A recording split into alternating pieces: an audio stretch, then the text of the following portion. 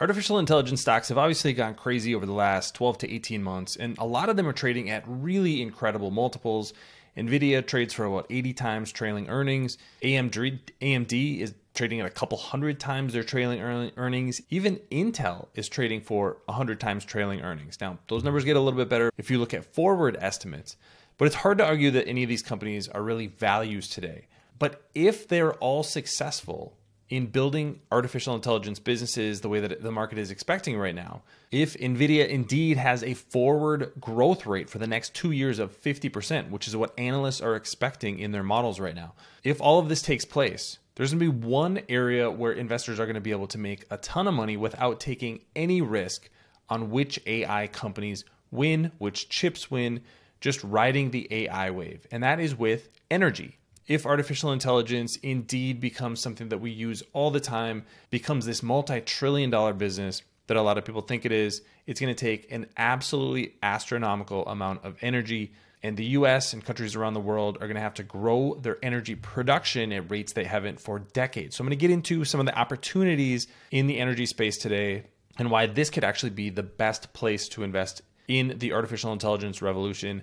My name is Travis Hoium. Thanks for watching Asymmetric Investing. Please subscribe here on YouTube for all my content. And thanks to this video's sponsor, The Motley Fool. If you go to fool.com/ASYM, they'll give you their top 10 stocks to buy right now. Now, what I want to do is lay the groundwork for how big this opportunity is from an energy perspective. So I'm going to start with just some estimates on how many H100s are going to be produced in 2024, what the estimates are for that right now, and then what the energy consumption is, and put that in a little bit of context for the US as a whole. I'm going to use the US in particular as the location for comparison because that's where a lot of this compute is going to end up going. Now, let's put into context exactly how much energy is consumed by an H100. It's estimated that each H100 consumes about 700 watts of electricity. So if you think about an old 100 watt light bulb, about 7 of those with each one of these chips. It's just a tremendous amount of energy given the scale at which they're deploying these. And then the other thing that they say is that at 61% annual utilization, they're estimating that each H100 will consume 3,740 kilowatt hours of electricity each year, or about the same as the average single family home. So let's put that into context with the energy consumption in the US overall. This is from the US Energy Information Administration. And this is just looking at the net generation of electricity in the United States.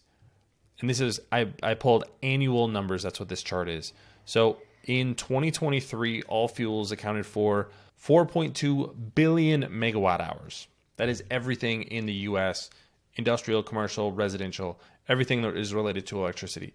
So if we take the 3,740 kilowatt hours, divide that by 1,000 to get to megawatt hours, which is what these numbers here are, so that we're using the same conversion, then take that times the 2 million H100s that are expected to be produced this year, you get 7.5 million megawatt hours.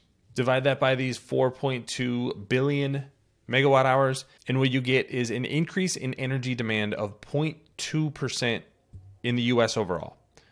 Now, this doesn't sound like a lot, but I want to put this into context.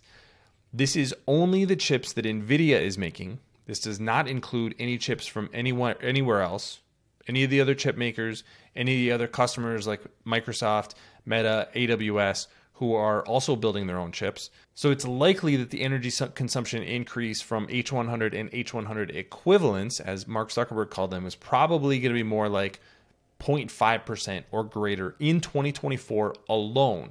Now, on top of that, you're expecting more growth in 2025, 2026. This gets to be a pretty big number pretty quickly. And here's why this is so jarring. Electricity demand doesn't increase at tech scale rates.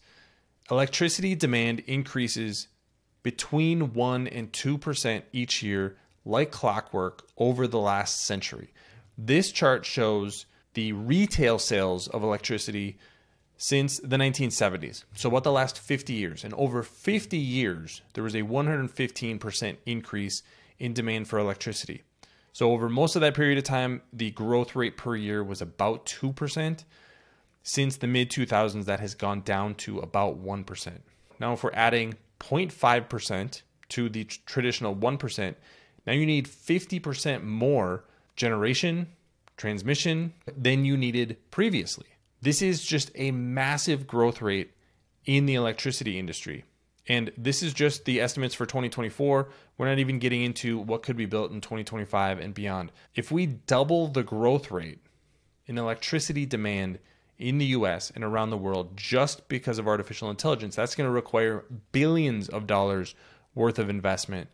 And that's where the opportunity is for investors to make money off of AI without investing directly in some of these AI companies that may be a little too expensive. So let's get to some of those opportunities. Thanks to our friends at The Motley Fool for sponsoring this video.